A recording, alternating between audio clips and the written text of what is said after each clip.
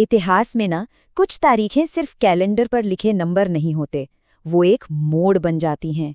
एक ऐसा मोड़ जो पूरे देश की किस्मत बदल देता है।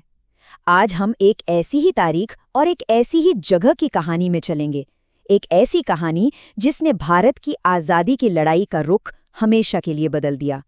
चलिए उस दिन को फिर से जीते हैं और समझते हैं। 13 अप्रैल 1919। इस तारीख को जरा ध्यान से सुनिए।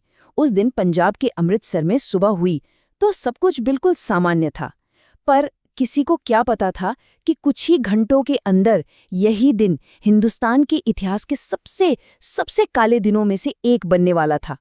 तो चलिए कहानी की शुरुआत करते हैं, और इसकी शुरुआत होती है एक जश्न के माहौल से। जरा उस मंजर को अपनी आंखों के सामने लाने की कोशिश कीजिए। जलियांवाला बाग, और वहां हजारों लोग जमा हैं। मौका था बैसाखी का, तो जाहिर है कई परिवार थे, बच्चे, बूढ़े, औरतें, सब के सब त्योहार मनाने आए थे। हवा में ना एक खुशी घुली हुई थी। पर उसी भीड़ में बहुत से लोग एक और वजह से भी इकट्ठा हुए थे।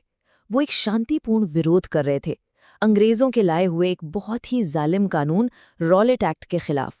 मतलब एक ऐसा कानून जो किसी भी भारतीय को बिना कोई मुकदमा चलाए जेल में डाल सकता था।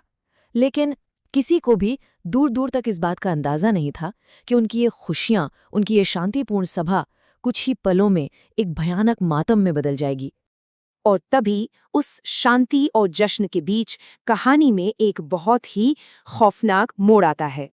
ब्रिटिश अफसर रेजिनाल्ड डायर अपनी पूरी सैनिक टुकड़ी के साथ वहां आ पहुंचता है, और जानते हैं, उसके आते ही वहां का माहौल एकदम से बदलने लगता है।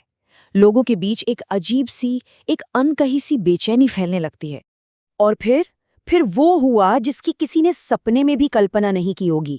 कोई बातचीत नहीं, कोई चेतावनी नहीं, कुछ भी नहीं। जनरल डायर सीधे अपनी सेना को हुक्म देता है उस निहत्ती भीड़ पर गोलियां चलाने का।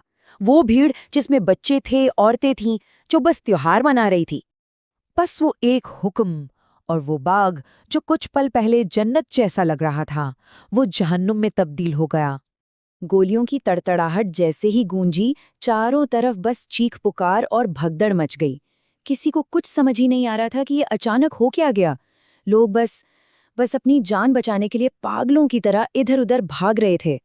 अब इस पूरी त्रासदी में जो सबसे दर्दनाक बात थी, वो ये थी कि उस बाग से बाहर निकलने का सिर्फ एक ही मेन रास्ता था, और वो भी बहुत ही तंग।